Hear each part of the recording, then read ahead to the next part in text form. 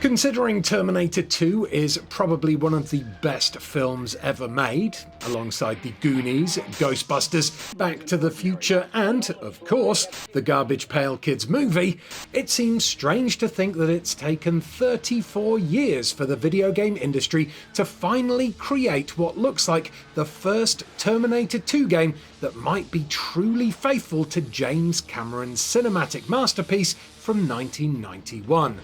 I'm Eurogamer's T-32 Ian Higton, and I am of course talking about Terminator 2D No Fate from Bitmap Bureau.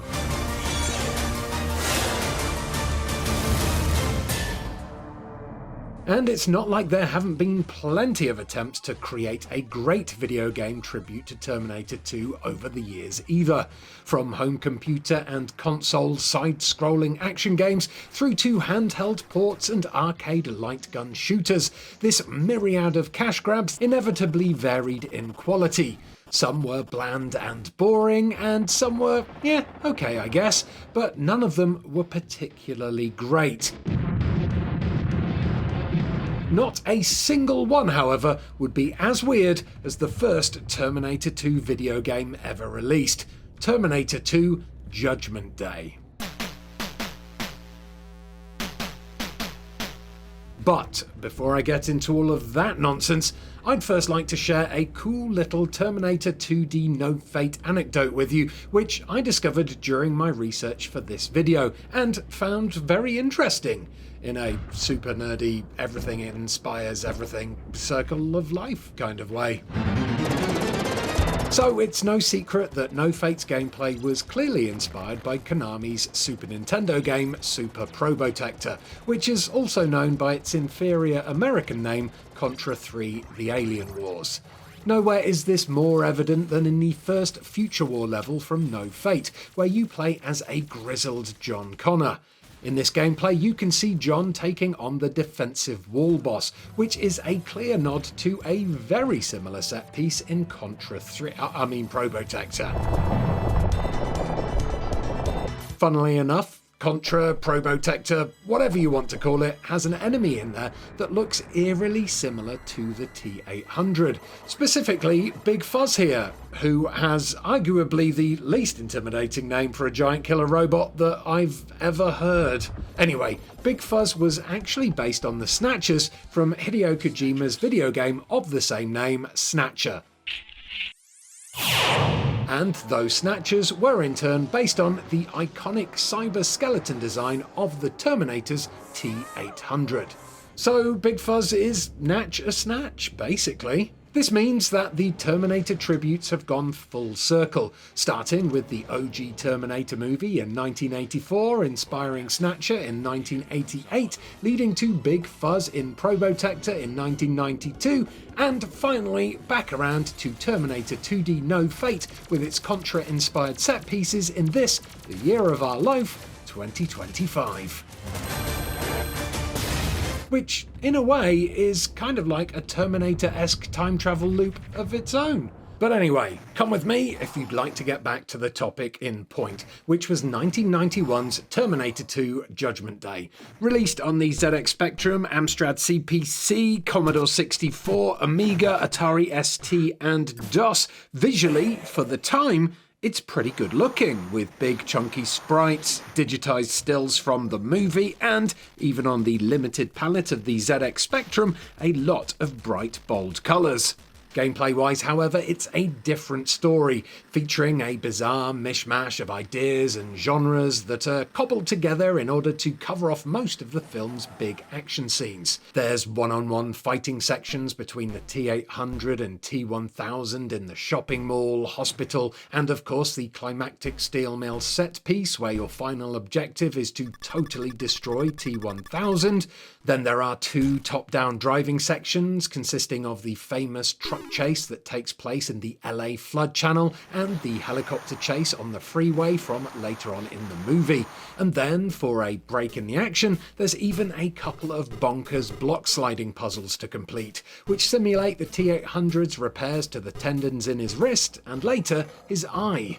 The more powerful Amiga and PC ports also threw in a short side-scrolling shoot-'em-up mission for good measure, taking place alongside the unfathomably lengthy perimeter wall of Cyberdyne Systems. Here, Arnie is pummeled by heavily armed SWAT units which he must defeat using a grenade launcher that seems to be loaded with ping-pong balls. But as you can probably see, this sequence is just as unimaginative and, well, I'm just going to say it, as crap as the others.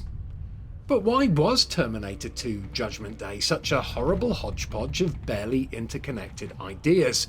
Well, that's the exact question that I'm here to answer. Lucky you! Terminator 2 Judgment Day first released on the ZX Spectrum in August of 1991, the same month that the movie hit theatres, with other ports rolling out soon after. This obviously meant that development of the game had to be done way before the movie was even finished, let alone when it was playing out in front of the popcorn-munching masses. Why? Now, considering Terminator 2 was a massive Hollywood license, you'd think that a video game spin-off would have been developed in some multi-million-dollar studio in America. But this, my friends, was the beginning of the 90s, and the biggest publisher of movie tie-ins at that time was Ocean Software, a British company that had previously pumped out playable versions of huge licenses like RoboCop, Batman the Movie, Short Circuit, and, Frankie Goes to Hollywood? Ocean secured the rights to Terminator 2 Judgment Day while the film was still in production, and it decided to give the development of the video game adaptation to a small UK development studio called Dementia, which, instead of being based somewhere on the sunny coasts of California, like a lot of big studios are today, was actually located in the West Midlands city of Wolverhampton. Now, for those of you who don't know, Wolverhampton is a city in the UK which is famous for two things: being the 5th worst city in the world, and also one of the UK's unhappiest places. According to interviews in both Your Sinclair and CU Amiga magazines after the game released, Ocean gave Dementia 6 months to complete the project. However, Dementia's only access to the movie before release was a copy of the script, which it received in January of 1991. Because of the secrecy surrounding the film's production, all Dementia's developers could do was pick a handful of scenes from this script and convert those into levels. It sounds like a rather daunting task, especially with such a big license, but nevertheless, they cracked on with the job at hand. Then, 2 months later, in March, the first trailer for the movie dropped, and this was the first time that the devs were able to see what Cameron's vision for the film actually was. Using the snippets of footage from this trailer, Dementia was then able to alter the game's tone and visuals to match the movie, and also, most importantly, add digitized stills from the trailer to the game. Now, the thought of the visuals for a video game tie-in for a movie of this magnitude being cobbled together by bits of a trailer that the developers probably received on VHS is kind of mind-boggling in this day and age, but that's just how things were done back then. This ultra-limited access that Dementia had to anything resembling the final version of the film goes a long way towards explaining why parts of its game poorly reflected what happens in the movie, and why the final product feels like a bit of a jumbled mess. When you put all of this into consideration though, it's no real surprise that Terminator 2 Judgment Day wildly missed the mark compared to Terminator 2D No Fate. With No Fate, Bitmap Bureau's developers will have been able to examine the iconic movie frame by frame to fully absorb the look, the feel, and the locations it was filmed in, making a lot of the production no problemo at all. Dementia, on the other hand, well, all it had to go on for the first couple of months of development at least was imagination alone. Oh, and the initial development platform being the ZX Spectrum probably didn't help either, considering that that only had a total of 128K of memory. That's basically the same size as 3 copies of this low-res T2 poster image that I found on Google, which would definitely be a big problemo if that was all Bitmap Bureau had to work with for No Fate. So there you go. That was the Terminator 2 game that tried its best despite having all the odds stacked against it. Sure, it's about as playable nowadays as a Switch 2 with a smashed screen and a couple of broken Joy-Con, but at the time, I don't think many developers could have done much better. Here's hoping that Bitmap Bureau pull it off with Terminator 2D No Fate though, and going off of this preview gameplay alone, I think that they might just do it. Terminated.